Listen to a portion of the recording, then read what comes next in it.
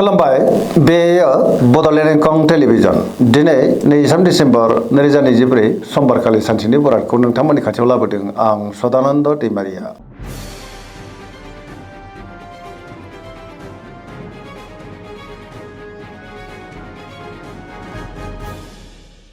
सिगां फरायनो लादों मेष राशि गिबि हांखो अ ल दिनैनि साना जोबोर मोजां गोसोखौ जोबोर गोजोननाय मोनगोन सोरबा लोगोजों बाख्नायजानोबो हागौ गोसोनि साननायफ्रा दिनै मोगथाङाव जाफुंगोन आरो गुबुनजों मोजां सोमोन्दो लाखिनोबो रोंगोन बहाबा दावबायनो बा हान्थिनो खाबु मोननो हागौ आरो मोजाङैनो हान्थिनोबो हागोन देहाया दिनै मोजाङैनो थागोन रांखावरियाव मोजां होनजायो बेफार फालांगियावबो मोजां आयाबो दिनै बांनो हागौ गुबुननिफ्राय थोजासे हेफाजाबखौ मोननो हागोन बिमा-बिफानि अननाय आरो बोरखौबो मोननो हागौ बिदा फंबायजों दिनै मोजां सोमोन्दो थागोन धोरोमारि बिथिङाव गोसो दुंखांनो हागौ फरायसाफ्रा दिनै फरायनायाव गोसो दुंखांगोन आरो मोजां फिथाइ मोननोबो हागोन लाइमोनफ्रा जोबोर रमान्टिक जागोन गावबा गावनि गोसोनि साननायफोरखौ दिनै फोरमायलायनोबो हागोन आरो पजिटिभ एनार्जिनि गोहोम गोग्लैगोन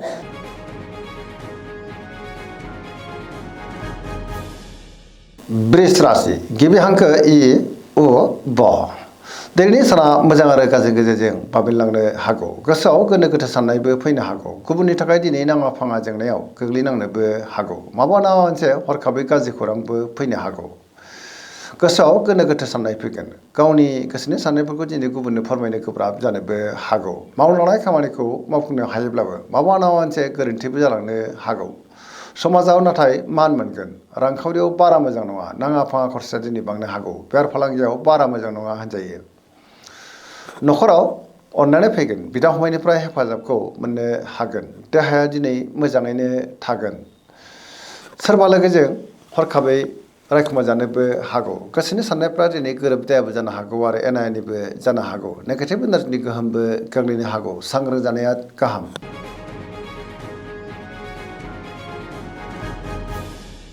मिथुन राशि गिबि हांखो क स दिनैनि साना जोबोर मोजां पजिटिभ एनार्जिनि गोहोम गोग्लैगोन मोनफ्रोमबो खामानिखौनो दिनै गोरलैयैनो मावफुंलांनो हागोन गियाननि आंखाल जानाय नङा गावनि गोसोनि साननायफोरखौ दिनै गुबुननो फोरमायनोबो हागोन देहाया दिनै मोजाङैनो थागोन रांखावरियाव मोजां अब्लाबो नाथाय खरसायाबो बांनो हागौ बेफार फालांगियाव दिनै जोबोर मोजां मुलाम्फा मोनगोन न'खराव बिसि फिसायनि गेजेराव अननानै फैगोन समाजावबो दिनै मान मोननो हागौ गावनि गोसोनि साननायखौ दिनै गुबुननो फोरमायनोबो हागोन मावनो लानाय खामानिफोरखौ गोरलैयैनो मावफुंलांनो हागोन सोरबा लोगोनिफ्राय थोजासे हेफाजाबबो मोननो हागौ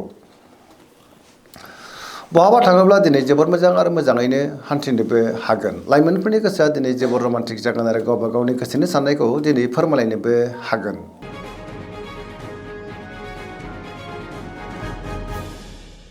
कर्कट राशि गिबि हांखो ड ह दिनैनि साना जोबोर मोजां माबा मोनसे मोजां खौरांबो मोननो हागौ गुबुनजों दिनै मोजां सोमोन्दो लाखिनोबो रोंगोन माबा मोनसे मोजां खौरां मोननानै गोसोआ दिनै जोबोर खुसि जागोन गोसोआव पजिटिभ साननाय फैगोन गोथों आरो गोग्गो साननो रोंगोन गियाननि आंखाल जानाय नङा गावनि गोसोनि साननायफोरखौ गुबुननो फोरमायनो हागोन रांखावरियाव मोजां बेफार फालांगियावबो दिनै जोबोर मोजां मुलाम्फा मोननो हागोन समाजाव बयजोंबो मान होजागोन माबा मोनसे मोजां खौरां फैनो हागौ गुबुननिफ्राय थोजासे हेफाजाब मोननो हागोन गोबां खामानियाव दिनै मुखुबबो थानो हागौ लाइमोनफ्रा गोसोखौ दिनै जोबोर गोजोननाय मोनगोन मोनफ्रोमबो खामानिखौनो दिनै गोरलैयैनो मावफुंनो हानानै गोसोआ जोबोर खुसि जानोबो हागौ आरो पजिटिभ एनार्जिनि गोहोम गोग्लैगोन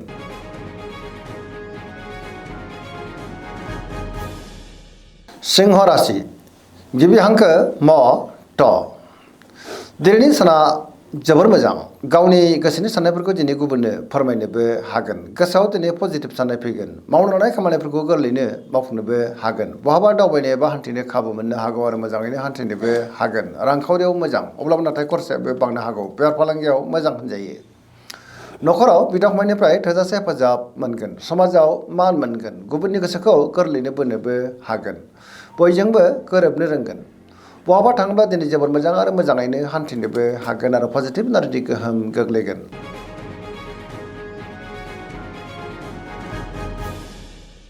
कन्या राशि गिबि हांखो प ट दिनैनि साना मोजां आरो गाज्रिनि गेजेरजोंनो बाबेनलांनो हागौ गोसोनि साननायफोरा देबोरनांगोन गुबुननि थाखाय दिनै नाङा फाङा जेंनायाव गोग्लैनांनोबो हागौ गोसोआव गोथों आरो गोग्गो साननो हानाय नङा गियाननि आंखाल जानोबो हागौ रांखावरियाव बारा मोजां नङा, नाङा फाङा दिनै खरसायाबो बांनो हागौ। बेफार फालांगियावबो बारा मोजां नङा होनजायो। देहाया दिनै बारा मोजां थानाय नङा, गोबां रोखोमनि देहायारि जेंनाजों मोगा मोगि जानांनोबो हागौ। जानाय लोंनायाव दिनै सांग्रां जानांगोन, नेगेटिभ एनार्जिनि गोहोम गोग्लैनोबो हागौ। लाइमोनफोरनि गोसोआ जोबोर उसुखुथु जागोन, अब्लाबो नाथाय बिमा बिफानिफ्राय अननाय आरो बोरखौ मोननो हागोन। बिदा फंबायजों मोजां सोमोन्दो थागोन।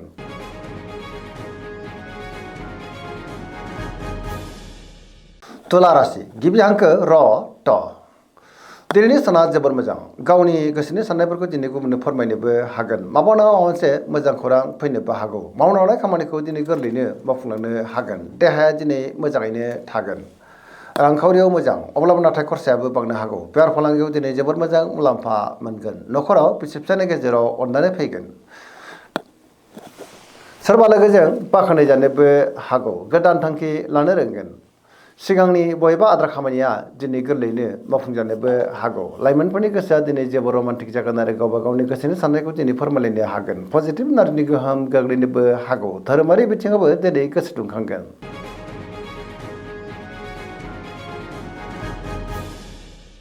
वृश्चिक राशि गिबि हांखो न स।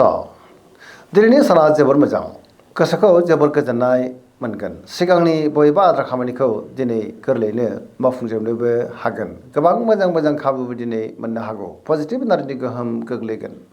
समाजाव लोगो लेवा बांगोन। सोरबा गोजाम लोगोजों बहाबा लोगो मोनज्लायनानै गोसोआ दिनै जोबोर खुसि जागोन। गोसोआव पजिटिभ साननाय फैगोन। मावनो लानाय खामानिफ्रा दिनै गोरलैयैनो मावफुंजानो हागौ।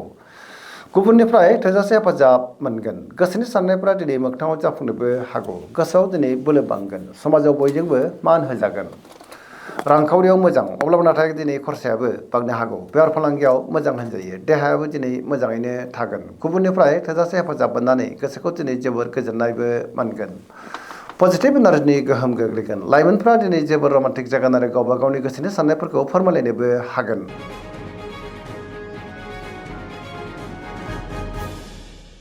धनु राशि गिबि हांखो ध फ भ।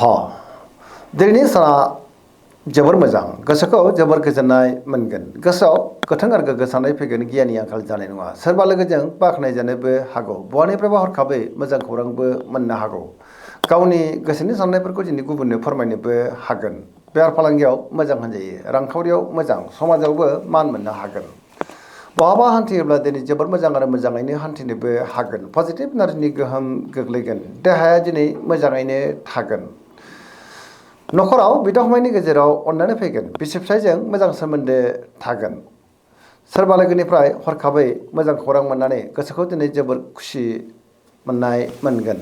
लाइमोनफ्रा जोबोर रमान्टिक जागोन आरो गावबा गावनि गोसोनि साननायखौ दिनै फोरमायनोबो हागोन।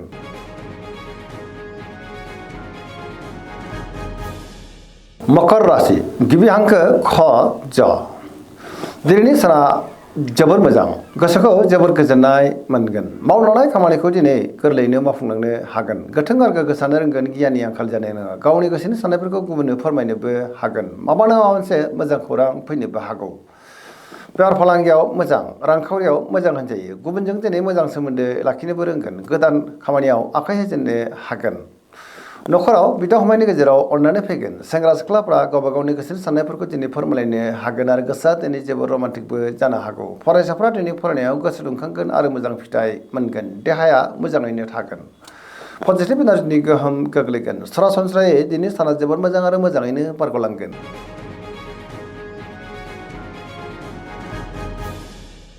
कुम्भ राशि गिबि हांखो ग स। दिनैनि साना जोबोर मोजां, गोसोखौ जोबोर गोजोननाय मोनगोन। सोरबा लोगोजों बाख्नाय जानोबो हागौ। मावनो लानाय खामानिफ्रा दिनै गोरलैयैनो मावफुंजानो हागौ। बहानिफ्रायबा हरखाबै मोजां खौरां फैनो हागौ। समाजाव बयजोंबो मान होजागोन। गोबां मुंदांखा सुबुंजों दिनै लोगो मोनज्लायनोबो हागौ। देहाया मोजाङैनो थागोन, अब्लाबो नाथाय जानाय लोंनायाव सांग्रां जानांगोन। न'खराव अननानै फैगोन। बिमा बिफानिफ्राय अननाय बोरखौ मोननानै गोसोआ दिनै जोबोर खुसि जानोबो हागौ। बहाबा दावबायनो एबा हान्थिनो खाबु मोनगोन आरो मोजाङैनो हान्थिनोबो हागोन। पजिटिभ एनार्जिनि गोहोम गोग्लैगोन।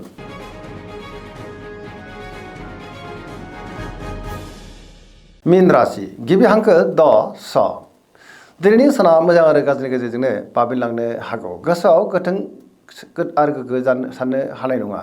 नेगेटिभ एनार्जिनि गोहोम गोग्लैनोबो हागौ माबा मोनसे गोरोन्थि मावफ्लांनानै गोसोआव उन दाहा फैनोबो हागौ गावनि गोसोनि साननायखौ गुबुननो फोरमायनो गोब्राब जागोन देहाया मोजाङै थागोन अब्लाबो नाथाय जानाय लोंनायाव सांग्रां जानांगोन रांखावरियाव मोजां अब्लाबो नाथाय खरसायाबो बांनो हागौ बेफार फालांगियाव मोजां होनजायो लाइमोनफोरनि गोसोआ दिनै जोबोर आला खाला जानोबो हागौ गोसोनि साननायफ्रा दिनै गोरोबलायाबो जानो हागौ आरो गावनि गोसोनि साननायखौ गुबुननो फोरमायनो गोब्राब जानोबो हागौ